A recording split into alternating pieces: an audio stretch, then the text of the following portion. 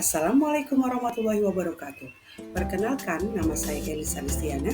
Saya bertugas di SDN 1 Watubelah.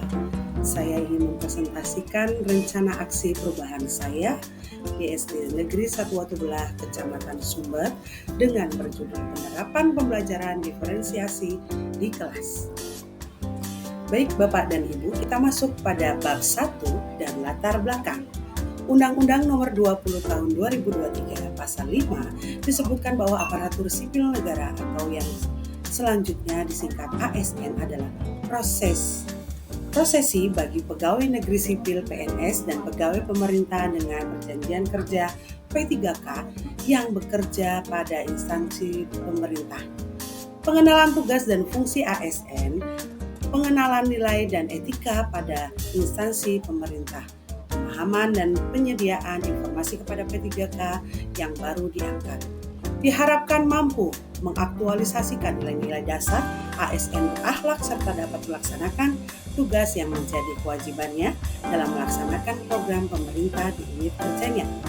Peran serta P3K dalam melaksanakan tugas pemerintahan serta perlu dibekali materi pengenalan tugas dan fungsi sebagai ASN dan juga nilai dan etika yang berlaku pada instansi. Kegiatan orientasi ASN pegawai pemerintah dengan perjanjian kerja P3K formasi tahun 2023 di lingkungan Kabupaten Cirebon dilaksanakan selama 23 hari, yaitu dilaksanakan pada tanggal 13 sampai 30 November 2024 jam 7 sampai dengan 17.45 waktu Indonesia Barat. Satuan tempat kerja masing-masing menggunakan aplikasi Google Classroom.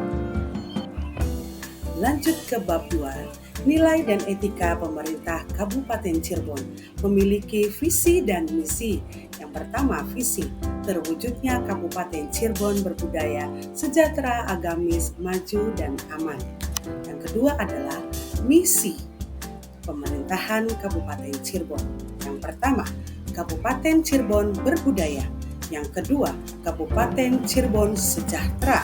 Yang ketiga, Kabupaten Cirebon agamis. Yang keempat, Kabupaten Cirebon maju. Dan kelima adalah Kabupaten Cirebon aman. Selanjutnya adalah struktur organisasi pemerintahan Kabupaten Cirebon. Yang pertama diduduki oleh Bupati dan Wakil Bupati, Sekda, serta jajaran. Yang kedua adalah administrasi pemerintahan dan kesejahteraan rakyat beserta jajaran, asisten administrasi perekonomian dan pembangunan serta jajaran, asisten administrasi umum serta jajarannya. Bapak Ibu yang terhormat, kita masuk ke bab 3, nilai dan etika SDN 1 Watubelah memiliki visi dan misi. Yang pertama adalah visi, terwujudnya peserta didik yang religius, berbudi pekerti luhur, cerdas, terampil, berkarakter, menguasai ilmu pengetahuan dan teknologi serta berwawasan lingkungan. Yang kedua adalah misi, menanamkan keimanan dan ketakwaan kepada Tuhan Yang Maha Esa melalui pengamalan ajaran agama. Yang kedua adalah membiasakan berperilaku baik. Yang ketiga, membekali peserta didik dalam hal pendidikan karakter sesuai dengan nilai-nilai luhur kehidupan bangsa dan budaya Indonesia. Yang keempat, mengembangkan bidang ilmu pengetahuan dan teknologi, bahasa, olahraga, dan seni berdasarkan minat, bakat, dan potensi peserta didik. Yang kelima adalah meningkatkan kualitas tenaga pendidikan. Yang keenam adalah melaksanakan kegiatan ekstrakurikuler yang berorientasi pada pengembangan minat dan bakat peserta didik. Dan yang terakhir adalah menciptakan lingkungan sekolah yang sehat, bersih, indah, nyaman, dan asri. Berikut struktur organisasi Sekolah Dasar Negeri 1 Watubelah. Yang pertama adalah Kepala Sekolah Bapak Jadi SPD. Yang kedua, Dewan Komite Sekolah Dr. Andes Haji Supardi MPD. Yang ketiga, guru kelas 1A dan 1B Ibu Ika dan Ibu Dita. Guru kelas 2A, 2B Ibu Sulastri dan Ibu Titi. kelas 3A dan 3B Ibu Susi dan Ibu Monika, kelas 4A dan 4B Ibu Rizka dan Pandana, kelas 5A dan B Ibu Rizka dan Ibu Aan, beserta kelas 6A dan B Ibu Dian dan Ibu Elisa. Dan guru mata pelajaran agama oleh Bapak Edi Supandi, dan guru BCOK pada Bapak Solihin, dan penjaga sekolah Bapak Mulyadi.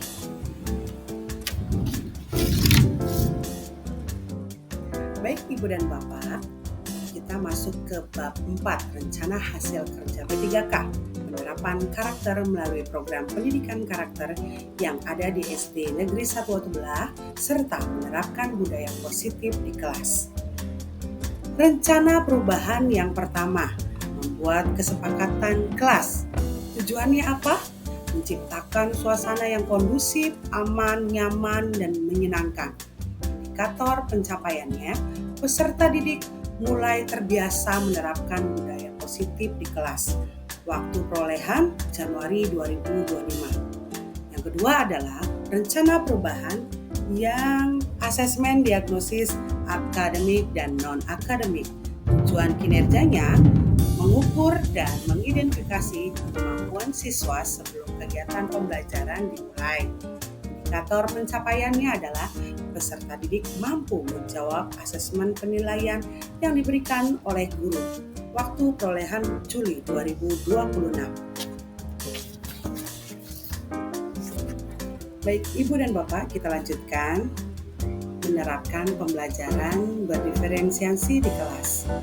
Tujuan kinerjanya menetapkan pembelajaran berdiferensiasi di kelas untuk mengikuti perkembangan zaman dan kodrat peserta didik. Indikator pencapaiannya, peserta didik bisa mengikuti kegiatan pembelajaran yang diminati. Waktu perolehan Januari 2027. Dan selanjutnya adalah asesmen penilaian menggunakan aplikasi Quizizz. Tujuan kinerjanya mewujudkan kegiatan pembelajaran aktif dan konsentrasi pada materi pembelajaran. Indikator pencapaiannya adalah sarana penilaian online yang memungkinkan guru dan peserta didik untuk membuat dan menggunakannya. Waktu perolehannya adalah Januari 2028. Bapak Ibu yang terhormat, kita masuk ke dalam kesimpulan. Jadi berdasarkan kebutuhan sekolah terhadap materi yang harus dikuasai siswa, maka dengan kegiatan pembelajaran dengan menggunakan pembelajaran berdiferensiasi ini, diharapkan siswa dapat lebih mudah memahami materi supaya kegiatan pembelajaran mengajar berlangsung efektif, interaktif, dan menyenangkan sehingga dapat memberikan pengaruh dalam meningkatkan kemampuan kognitif siswa.